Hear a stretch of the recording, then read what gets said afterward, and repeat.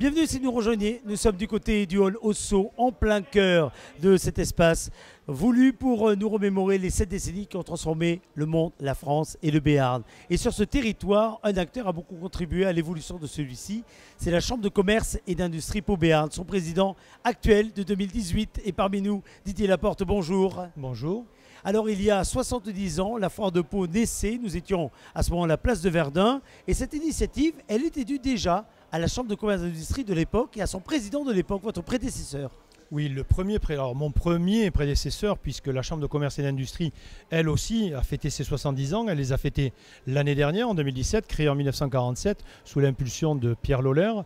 Et lequel Pierre Lollaert, avec son vice-président de l'époque, mais également maire de Pau, Louis Salnave, ont donc décidé en 1948 de faire la première foire de Pau, foire qui a effectivement vu le jour pour la première fois en 1949. Place de Verdun. Et alors pour l'anecdote, il y avait des guichets simplement en bois construits rapidement à l'emporte-pièce. On n'était pas dans les bâtiments en dur comme aujourd'hui. Eux datent de 1960, 63 précisément pour le hall dans lequel nous nous trouvons. Ça lui donne ce côté vintage tout à fait à propos dans le thème. Mais plus sérieusement, les guichets en bois, ils se sont écroulés, Didier, parce que pour l'ouverture de la foire, il y a beaucoup trop de monde derrière ces guichets. Ils se sont écroulés. Ça démarrait bien pour une première fois. Ah, ça démarrait bien. Bon, aujourd'hui, mais ça, c'est parce qu'ils sont en dur qu'ils ne s'écrouleront pas. C'est ça, c'est parce qu'ils sont en dur. C'est exactement ça. Mais oui, donc ça prouvait bien qu'à un moment donné, effectivement, les foires au départ, il faut peut-être le remettre dans le contexte. Les foires au départ, c'était quelque part un lieu d'innovation. Oui. Qui ne se souvient pas des démonstrateurs de foire qui étaient quand même, on venait à la foire pour voir le dernier article innovant à la mode. Alors je passe les divers éplucheurs de légumes, casseroles qui ne se nettoient pas, etc., etc. En fait, c'était ça. En fait, les foires au départ, c'était avant tout un lieu d'innovation. Et c'est là où effectivement, aujourd'hui, ça a un petit peu détourné, ça a un petit peu changé. Aujourd'hui, on est vraiment plus sur la foire commerciale. Surtout qu'on était dans une époque où il fallait s'équiper les foyers, hein, les 30 Glorieuses, on équipe les foyers, etc. Et c'était vraiment dans les foires qu'on les faisait. Dorénavant, il y a d'autres lieux de commerce. On en parlera tout à l'heure parce que ça fait partie d'une émission de la Chambre de commerce et d'industrie que de réinventer peut-être d'autres formes également de commerce, de services. On en parlera tout à l'heure. Au préalable, revenons sur d'autres événements marquants parce que la Chambre a également été à l'origine de l'aéroport. Aéroport au départ, c'était l'aérodrome du Pont-Long. Du Pont-Long d'abord, aérodrome du Pont-Long. Aérodrome du Pont-Long sur le site donc, du Pont-Long en 1948. Toujours c'est l'impulsion de Pierre Lollaert. Et puis, la Chambre de commerce est également à l'origine de l'École supérieure de commerce. Alors là, cette fois-ci, on a fait un bond dans le temps, mais c'est normal, on est dans la machine à explorer le temps. Donc là, on est en 1962, où la première école de commerce, en fait, a été accueillie sur le site de l'hôtel consulaire actuellement. Alors nous n'étions vraiment pas dans les chiffres qui sont ceux d'aujourd'hui. Nous n'étions pas non plus à ce niveau-là de formation. Aujourd'hui, c'est vrai, l'école de commerce, c'est plus de 7000 étudiants et apprenants par an, avec des programmes qui vont depuis les formations techniques en commerce du sport jusqu'au master et MBA. Alors Didier Laporte, tous ces événements, on va les retrouver pour certains dans la machine à explorer le temps, derrière nous, dans la rétrospective, mais vous les avez également compilés dans un ouvrage que je vous laisse montrer à la caméra qui est juste face à vous, 1947-2017. C'est pas un ouvrage fabriqué simplement pour le souvenir et la nostalgie, au contraire, c'est pour se nourrir du passé, pour construire l'avenir. Alors, ce n'est effectivement pas qu'un ouvrage pour parler que du passé. Pour le passé, c'est un ouvrage qui se veut d'abord et avant tout être lui aussi une machine à explorer le temps et surtout à remémorer un petit peu ce qu'une chambre de commerce, comme celle de Pau Béarn, a fait pour un territoire. Si on a voulu le faire, c'est pas uniquement pour rendre hommage, parce que c'est vrai que la façon dont nous avons décidé de présenter, c'est fait par mandature, président par président. Alors il n'y a pas beaucoup de mandatures, je ne suis que le 7e président de cette institution. La volonté qui était surtout la mienne, c'était de faire en quelque sorte un plaidoyer. Voilà ce que nous avons fait les 70 dernières années. Et finalement, qu'est-ce que nous pourrions faire les 70 prochaines si on nous en laisse la possibilité? C'est exactement la volonté qui est la mienne.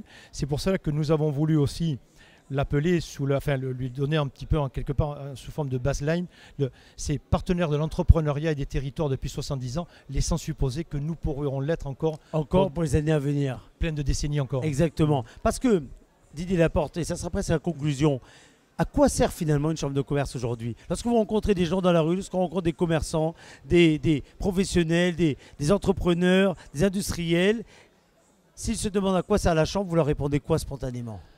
Alors, je ne suis pas sûr de pouvoir répondre de manière très exhaustive pour la simple et bonne raison que le domaine est tellement vaste que je pourrais y passer des heures et je ne crois pas que ce soit l'objet de cette interview. Si je devais résumer en quelques mots à quoi sert une chambre de commerce, ça a 3 fondamentaux. D'abord, premier de ces fondamentaux, c'est l'appui aux entreprises, aux territoires. C'est tout ce qui est accompagnement, c'est tout ce qui peut être marchand et non marchand, parce que notre ministre de tutelle aujourd'hui voudrait que nous abandonnions quelque part un petit peu le prélèvement de l'impôt pour aller plutôt vers des situations plutôt marchandes. Mais cette fois-ci, est-ce que tout est marchand dans les actions d'appui aux entreprises, aux territoires? Est-ce que lorsque nous accompagnons les territoires soumis à des intempéries, c'est marchand? Est-ce que nous aurions C'était encore le cas à Salis de Béarn il y a quelques jours, par exemple, bien sûr. Et pas uniquement, mais je pensais effectivement à Salis de Béarn. Si moi, je n'ai pas eu le courage de demander à mes équipes, lorsque nous avons spontanément, et dès le lendemain des inondations, nous avons été sur le territoire pour apporter notre soutien aux commerçants et à nos ressortissants, je n'aurais pas eu, moi, franchement, je n'aurais pas eu l'humanité de dire, ou justement le fait de ne pas être humain, d'aller demander, mais écoutez, la prestation que je vous propose, elle est marchande. Donc, première chose, c'est celle-là. Donc, c'est vraiment l'appui aux entreprises et aux territoires. Deuxième fondamental, c'est la formation. Je vous l'ai dit, le groupe formation de la Chambre de commerce et d'industrie de Pau-Béarn, ce sont plus de 7000 étudiants et apprenants par an. C'est une vocation qui est la nôtre. Nous sommes là pour apporter des formations qui servent au territoire, qui servent aux entreprises du territoire. C'est exactement ce que nous faisons.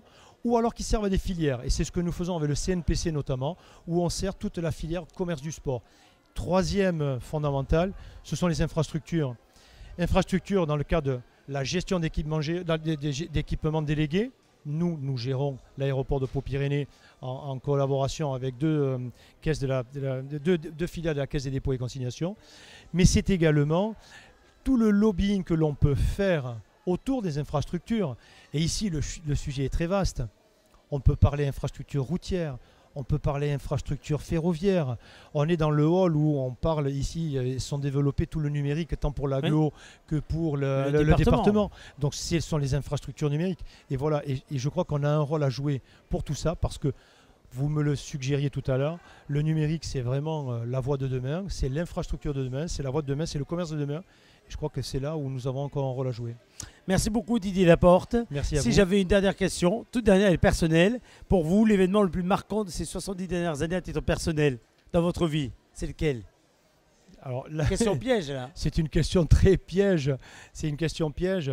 Alors je vais dire, ce sera 2016, non pas parce que c'est l'année de l'élection de ma mandature et de mon équipe, mais tout simplement parce que c'est le renouvellement sous une nouvelle forme de l'infrastructure, donc de la gestion de l'infrastructure aéroportuaire qu'est l'aéroport de Pau-Pyrénées, où nous avons su nous renouveler. C'est une première acte fondateur de la transformation de la Chambre.